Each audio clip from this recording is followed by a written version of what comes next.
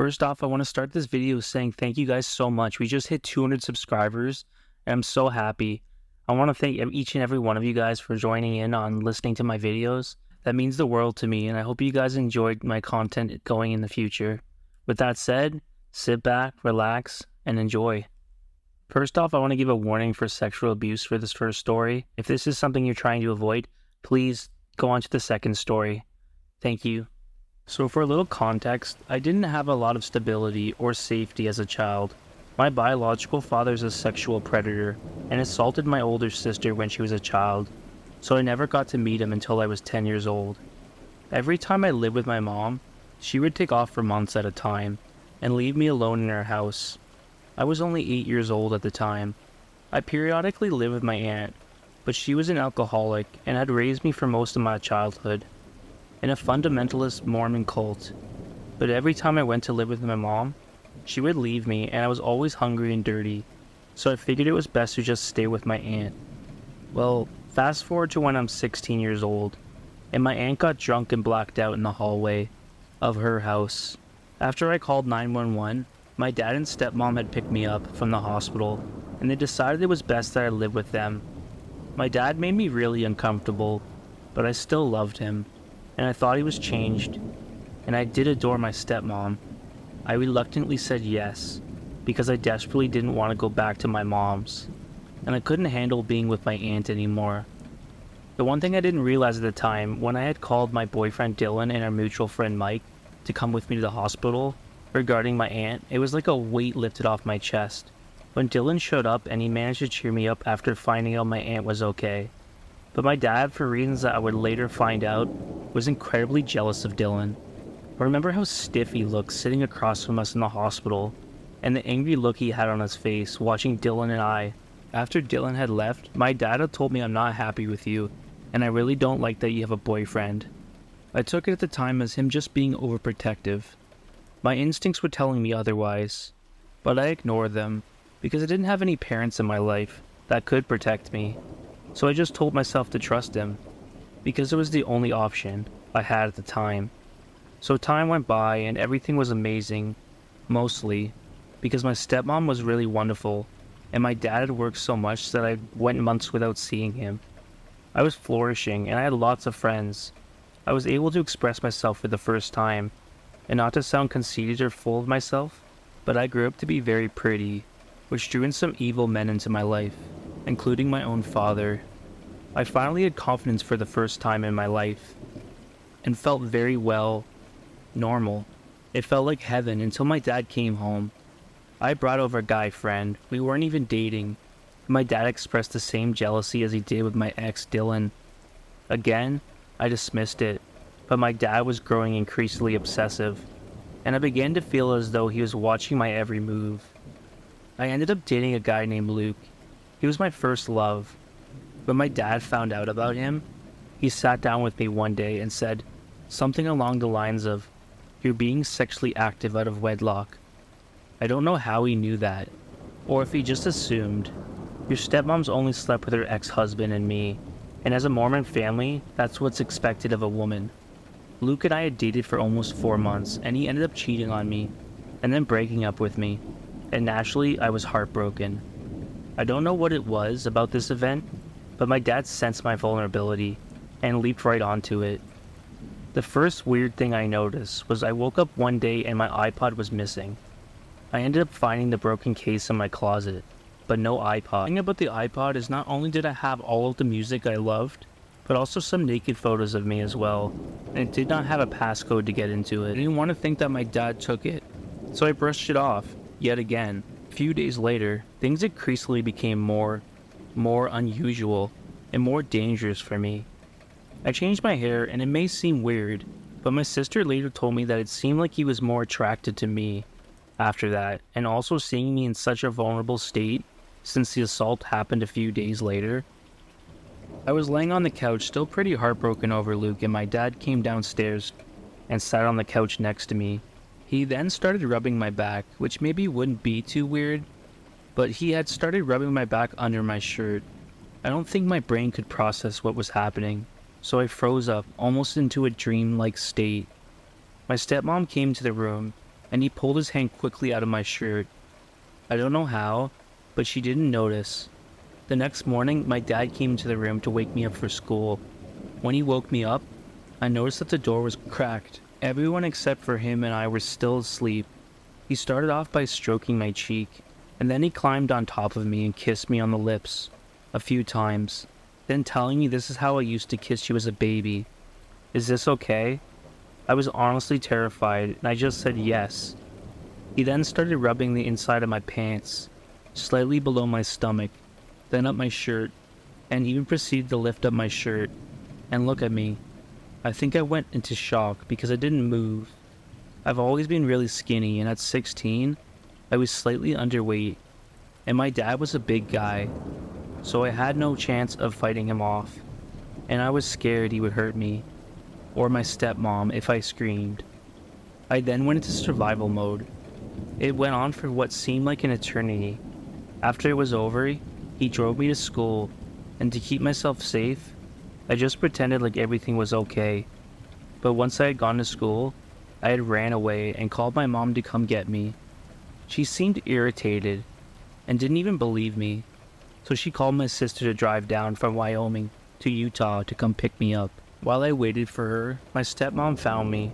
I got into her car and she asked what happened. Then she said, "Your dad told me that you might have took his cuddling the wrong way." When I told her in detail what had happened, she said that there wasn't anything unusual about that, and it wasn't even weird that he did it. I knew in that moment that no one there had my back, and I had to get out before things escalated even more. Unfortunately, though, I would go on to be sexually assaulted and raped by 4 men after him. I was raped 2 months later by a 25-year-old man in a party, and after that happened, I had messaged my dad telling him that he paved the pathway for this to happen. No one would believe me, so I learned to stay quiet about everything that happened to me, and I told him that I forgave him, not for him, but for me. So Chris, my biological father, if you're listening, you nor any of the other men that have done this to me have not broken me. I am not a victim, I'm a victor. You never got to watch me fall in love with my husband, and I have children that you'll never meet. Your life is falling apart, and me, I'm better than okay, and I promise myself that I'll never let another man hurt me like that ever again. Oh, for some backstory, this took place from the time that I was 11 to 16 years old. My parents had gotten divorced when I was 9, and my little sister was 6 when he ended up moving to the other side of town, to a little house that my mom had rented. My mom got lonely, so she decided to try dating. She began dating this man named Matt. They dated for about a year, until my mom discovered that he was cheating on her. Little did she know, that wouldn't be the end of Matt. When they were together, he would show abusive tendencies. He would commonly scream at me and my little sister. I was only 10 at the time that this happened, so I became very afraid of him. Once my mom kicked him out, he began stalking us. We would park in front of our house and just sit there all night. I don't know what he did in the car all night, but I would stare at the car for hours until I fell asleep, and then the next day, he would be gone. My mom had to work a lot and would leave me in the house with my little sister alone, since I was old enough. Even on nights my mom worked, he would still be there. One time when I was 13, he got ballsy and came to our door. He would just stand there all night until like 5 minutes before my mom got home. He would also go around the house and knock on all of the windows. I once woke up in the middle of the night to my little sister screaming. I ran to her room and she was crying in her bed. She said that Matt was outside her window. I wasn't getting the proper amount of sleep that I should have, because I was really scared that he was going to break in. I actually told my dad about it on our next visit, and he gave me a phone and he said to call him if he came back. And sure enough, he came back, knocking on my bedroom window. I called my dad and he rushed right over, cussing mad.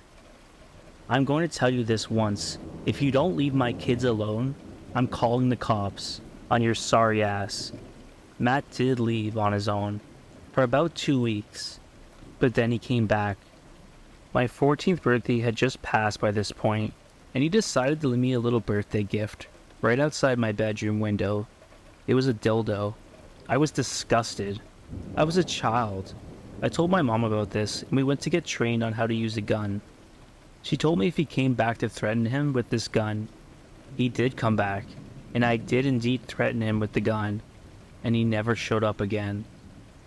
But he did begin to stalk me and my mom on our social medias. What the hell is wrong with this guy? It has been about 4 years since he and her dated. Why was he still stalking us? I began to have night terrors of him breaking into our house and actually kidnapping me and my sister.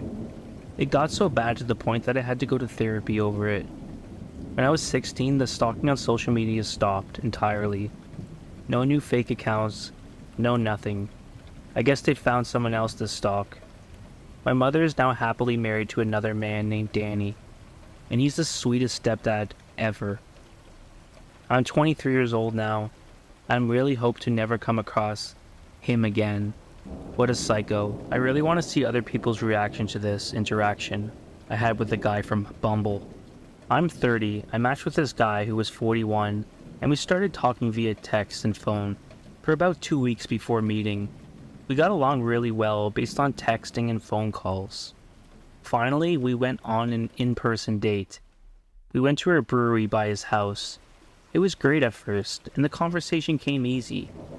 Then he invited me back to his place to watch movies, as it was fairly close.